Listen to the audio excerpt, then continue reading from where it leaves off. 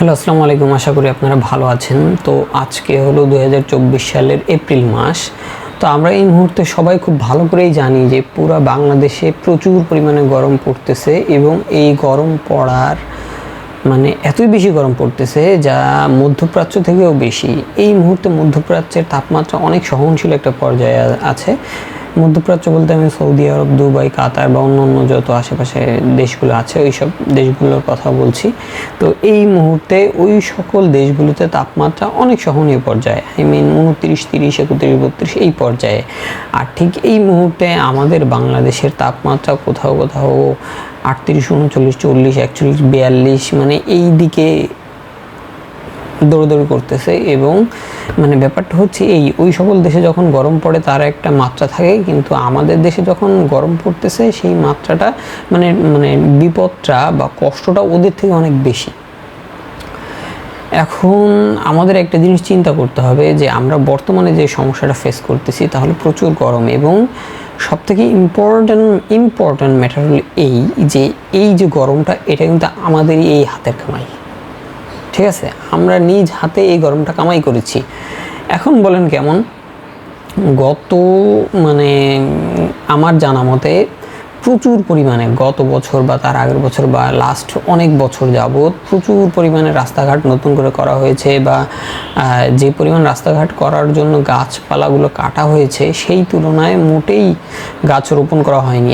দেখা গেলো যে সকল গাছগুলো কাটা হয়েছে কোনোটার বয়স 10 বছর, 20 বছর, 30, 40, 50 বা তার থেকেও বেশি বয়সে গাছগুলো কাটা হয়েছে। কিন্তু সেই তুলনায় পর্যাপ্ত পরিমাণে গাছ রোপণ না করার ফলে আজকে আমাদের দেশের আবহাওয়ার এই অবস্থা।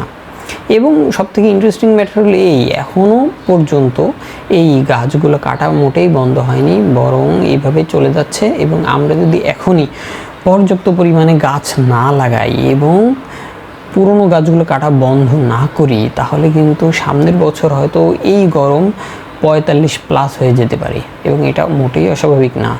অতএব আমরা যদি এই গরম থেকে বাঁচতে চাই তাহলে আমাদেরকে এখনই যদি সম্ভব হয় আজকেই গাছ লাগাতে হবে।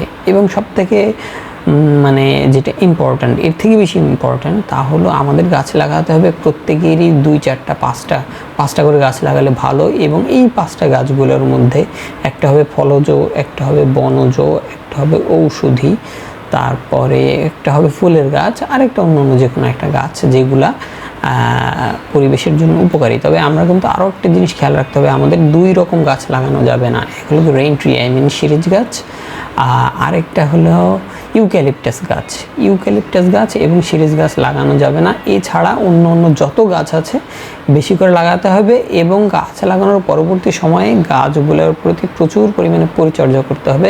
স্পেশালি গাছগুলো মোটামুটি একটু বড় না হওয়া পর্যন্ত। গাছগুলো যখন 8-10 ফিট লম্বা হবে বা তার থেকে বেশি লম্বা হয়ে যাবে তখন আর বেশি পরিচর্যা করা লাগবে না, কিন্তু গাছগুলো বড় হওয়া পর্যন্ত তাদেরকে ঠিকঠাক মতো পানি দিতে হবে, এবং ছোট বাচ্চারা নষ্ট করে না ফেলে, ছোট গাছগুলোকে ছাগল বা গরুতে খেয়ে না ফেলে, বা বাতাসের কারণে গাছগুলো পড়ে না যায়, এই জাতীয় যত ধরনের সাপোর্ট আছে আপনারা দেওয়ার চেষ্টা করবেন, বা আমি নিজেও এই চেষ্টা করব। কেননা আমরা যদি এখনই এই চেষ্টাটা না করি বা এখনই পর্যাপ্ত পরিমাণে গাছ না লাগাই তাহলে আগামী বছর তো গরম বেশি হবেই, পরবর্তী বছরে এইভাবে গরম বাড়তেই থাকবে। আমাদের ভবিষ্যৎ প্রজন্মের যে কী হবে একমাত্র উপর আল্লাহই জানে।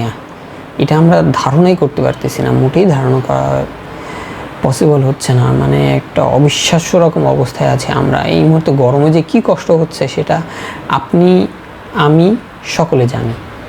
তো সবার প্রতি আমার একটাই রিকোয়েস্ট, মিনিমাম 5টা করে গাছ লাগান, মিনিমাম 5টা। ভালো থাকবেন, বাই বাই।